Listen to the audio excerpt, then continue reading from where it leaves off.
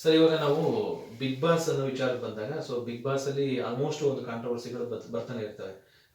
ಈಗ ಮೊನ್ನೆ ತಾನೇ ಚೈತ್ರ ಕುಂದಾಪುರ್ ಅವರು ಏನೋ ಹಳೆ ಕೇಸ್ಗೆ ಅವ್ರನ್ನ ಕರೆಸಿದ್ರು, ವಿಚಾರಣೆ ನಡೀತು, ಅದೆಲ್ಲ ಆಯ್ತು.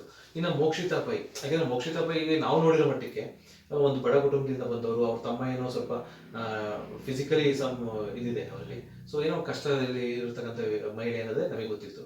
ಬಟ್ ಈಗ ಒಂದು ಕೆಲವೊಂದು ಸುದ್ದಿ ಆಯಿತು, ಅವರು ತುಂಬಾ ವರ್ಷಗಳ ಹಿಂದೆ, ಒಂದು 4-5 ವರ್ಷಗಳ ಹಿಂದೆನೆ ಯಾವುದೋ ಒಂದು ಕಿಡ್ನಾಪ್ ಕೇಸಲ್ಲಿ ಇನ್ವಾಲ್ವ್ ಆಗಿದ್ರು ಅನ್ನೋ ಒಂದು ಸುದ್ದಿನ ನಾವು ಕೇಳಿದ್ವಿ. ಮತ್ತೆ ಕೆಲವೊಂದು ಸುದ್ದಿ ಬರ್ತಾ ಇದೆ, ಕಿಡ್ನಾಪ್ ಕೇಸಲ್ಲಿ ಇನ್ವಾಲ್ವ್ ಆಗಿದ್ದು ಯಾವುದೇ ರೀತಿ ಅವ್ರದ್ದು ಕೈವಾಡ ಇಲ್ಲ ಅನ್ನೋ ಒಂದು ಕ್ಲೀನ್ ಶೀಟು ಕೋರ್ಟಿಂದ ಬಂದಿದೆ, ಜಡ್ಜ್ಮೆಂಟು ಬಂದಿದೆ ಅನ್ನೋದು ನಾವು ನೋಡಿದ್ವಿ. ಅದನ್ನೆಲ್ಲ ನೋಡ್ದೇನೆ ಈಗ ನಾವು 4-5 ವರ್ಷದ ಹಿಂದಿನ ವಿಚಾರನ ಇವಾಗ ಕೆಲವು ಕಡೆ ಸೋಷಿಯಲ್ ಮೀಡಿಯಾಗಳಾಗ್ಬೋದು, ಮಾಧ್ಯಮಗಳಲ್ಲೇ ಸುದ್ದಿ ಹರಿದಾಡ್ತು. ಇದು ಸರಿನಾ ಅಥವಾ ತಪ್ಪಾ? ಅಂದ್ರೆ ಇದು ಈಗ ಅವರು ಬಿಗ್ ಬಾಸ್ ಹೋಗಿರೋದ್ರಿಂದ ಈ ವಿಚಾರ ಪ್ರೈಮ್ ಲೈಟಿಗೆ ಬರ್ತಾ ಇದೆ.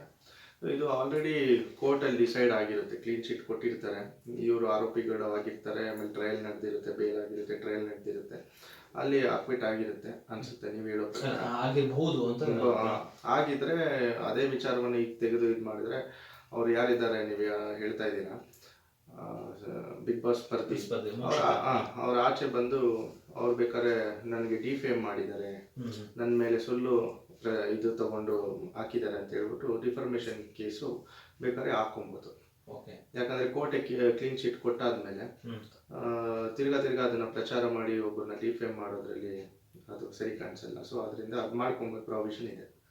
ಅಂದ್ರೆ ಇವಾಗ ಅದು ಗೊತ್ತಿಲ್ಲ. ಆಕ್ಚುಲಿ ನಾನು ಈಗ ಸುದ್ದಿ ನೋಡಿದ್ದೇನಪ್ಪ ಅಂದ್ರೆ, ಯಾವುದೇ ರೀತಿ ಅವ್ರದ್ದು ಕೈವಾಡ ಇಲ್ಲ ಅಂತ ಆಲ್ರೆಡಿ ಕೋರ್ಟಿಂದಾನೆ ಜಡ್ಜ್ಮೆಂಟ್ ಬಂದಿದೆ, ಮನೆಯ ಜಡ್ಜ್ ಸಾಹೇಬರು ಹೇಳಿದ್ದಾರೆ, ಅಥವಾ ಆತರ ಆರ್ಡರು ಬಂದಿದೆ, ಆರ್ಡರ್ ಕಾಪಿ ಬಂದಿದೆ ಅಂತ ಈಗ ವಿಚಾರ ಬಂದಿತ್ತು. ಈಗ ಅದು ಗೊತ್ತಿಲ್ಲದೇನೆ ಕೆಲವರು ಏನೋ ಒಂದು ಈಗ ಸೋಷಿಯಲ್ ಮೀಡಿಯಾ ಹೇಗಾಗಿದೆ ಅಂದ್ರೆ, ಈಗ ಒಂದು ವಿಚಾರ ಬಂತು ಅಂದ್ರೆ ನಮ್ಮ ಚಾನಲ್ ಒಂದಿರಲಿ ಈ ತರ ಸುದ್ದಿಗಳು ಆಗ್ತಾ ಇರುತ್ತೆ. ಈಗ ಒಂದ್ ವೇಳೆ ಅವರು ನಿಜವಾಗ್ಲೂ ಕ್ರೈಮ್ ಮಾಡಿದ್ದಿದ್ರೆ, ಒಂದ್ ವೇಳೆ ಕ್ರೈಮ್ ಮಾಡಿದ್ದಿದ್ರೆ ಅದನ್ನ ಈ ಸುದ್ದಿ ಪ್ರಚಾರ ಮಾಡೋದು ತಪ್ಪಾಗತ್ತಾ, ಸರಿ ಆಗತ್ತಾ? ಕ್ರೈಮ್ ಆಗಿದ್ದಿದ್ರೆ ಆಗ ಪ್ರಚಾರ ಆಲ್ರೆಡಿ ಮಾಡಿದಾರಲ್ಲ, ಅದಕ್ಕೆ ಮಾಡಿದ್ದಾರೆ. ಈಗ ಅವರು ಬಿಗ್ ಬಾಸ್ ಹೋಗಿರೋದ್ರಿಂದ ತಿರ್ಗಾ ಅದು ಬರ್ತಾ ಇದೆ. ಅದರಿಂದ ಅದು ಎಂಟೈರ್ಲಿ ಸ್ಪರ್ಧಿ ಮೇಲೆ ಡಿಪೆಂಡ್ ಆಗಿರುತ್ತೆ. ಅವ್ರ ಆಚೆ ಬಂದು ಅವ್ರು ಏನ್ ಡಿಸಿಷನ್ ತಗೊಂತಾರೆ ಅದ್ರ ಮೇಲೆ ಡಿಪೆಂಡ್ ಆಗುತ್ತೆ ಸರ್. ಅಂದ್ರೆ ಸುದ್ದಿ ಮಾಡಿದ್ರೆ ತಪ್ಪಾಗಲ್ಲ, ಒಂದ್ ವೇಳೆ ಕ್ಲೀನ್ ಶೀಟ್ ಸಿಕ್ಕಿ ಮಾಡಿದ್ರೆ ತಪ್ಪಾಗುತ್ತೆ. ಅಂದ್ರೆ ಈಗ ಸುದ್ದಿ ಮಾಡೋದು ತಪ್ಪು ಅಂತಾನು ಹೇಳಕ್ಕಾಗಲ್ಲ, ಯಾಕಂದ್ರೆ ಅವ್ರು ಇವಾಗ ನಾಳೆ ದಿನ ಗೆಲ್ಲಬಹುದು. ಈಗ ನಾವು ಬಿಗ್ ಬಾಸ್ ಎಲ್ಲರೂ ನೋಡ್ತಾರೆ ಮನೆಯಲ್ಲಿ.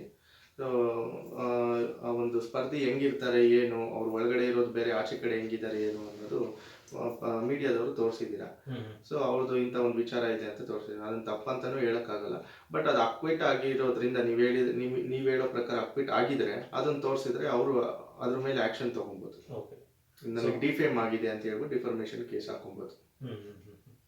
ಅಂದ್ರೆ ಇವಾಗ ಡಿಫಾರ್ಮೇಶನ್ ಕೇಸ್ ಅದ್ರ ಜೊತೆಗೆ ಯಾರೆಲ್ಲ ಆ ಸಂಚನ ರೂಪಿತ ಮಾಡಿದ್ರು, ಅಂದ್ರೆ ಮೀನ್ಸ್ ಸಪೋಸ್ ಯಾರೋ ಬೇಕು ಅಂತ ಈ ಒಂದು ಕೇಸ್ನ ಸ್ಟಾರ್ಟಿಂಗ್ ಯಾವುದೇ ಒಂದು ವಿಚಾರ ಬರಲಿದೆ, ಎಲ್ಲ ಒಂದ್ ಕಡೆಯಿಂದ ಬಂದ್ಬಿಡುತ್ತೆ, ಆ ಸೋರ್ಸ್ ಎಲ್ಲಿಂದ ಬಂತು ಆತರ ಇನ್ವೆಸ್ಟಿಗೇಷನ್ ಮಾಡಿ ಅವ್ರ ಮೇಲೆ ಕೇಸ್ ಹಾಕೋಬೋದಾ? ಅಂದ್ರೆ ಡಿಫರ್ಮೇಷನ್ ಅಂತ ಹೇಳಿದ್ರೆ ಈಗ ಮಾನ ನಷ್ಟ ಮೊಕದ್ದಮೆ ಹಾಕೊಂತಾರೆ.